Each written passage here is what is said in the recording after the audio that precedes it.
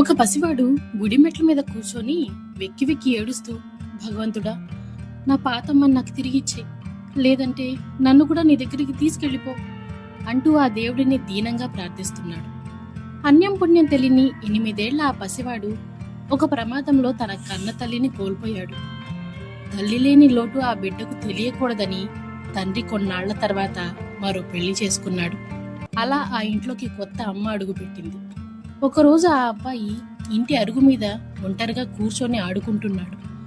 అప్పుడు తండ్రి తన దగ్గరికి వచ్చి ప్రేమగా తలనిమురుతూ, ఏరా కన్నా, నీ పాతమ్మకు ఇప్పుడున్న కొత్తమ్మకు ఏం తేడా అనిపిస్తుంది అని సరదాగా అడిగాడు.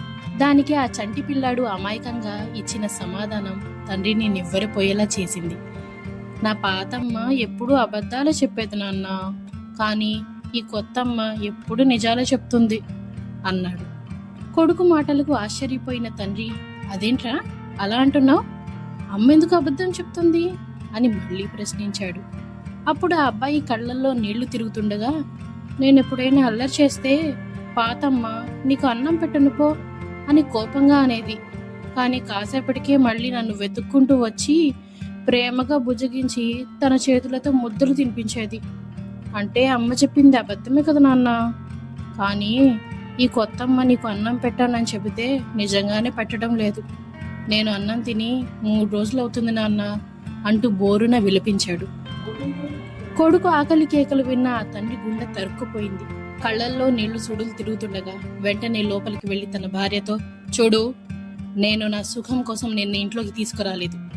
నా బిడ్డకు తల్లి ప్రేమ దొరుకుతుందని పెళ్లి చేసుకున్నాను. నా కన్న బిడ్డ కడుపు ఆకలి తీర్చలేని నువ్వు నాకు అక్కర్లేదు. ఇప్పుడే ఇంట్లోంచి వెళ్ళిపో.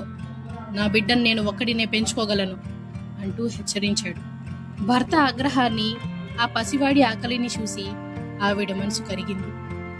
తన తప్పు తెలుసుకుని పశ్చాత్తాపంతో కన్నీళ్లు పెట్టుకుంటూ, నన్ను క్షమించండి, కన్న తల్లి కాలేకపోయినా కమ్మని మమకారాన్ని పంచడంలో ఇక నుంచి ఎప్పుడూ వెనకడుగు వేయను.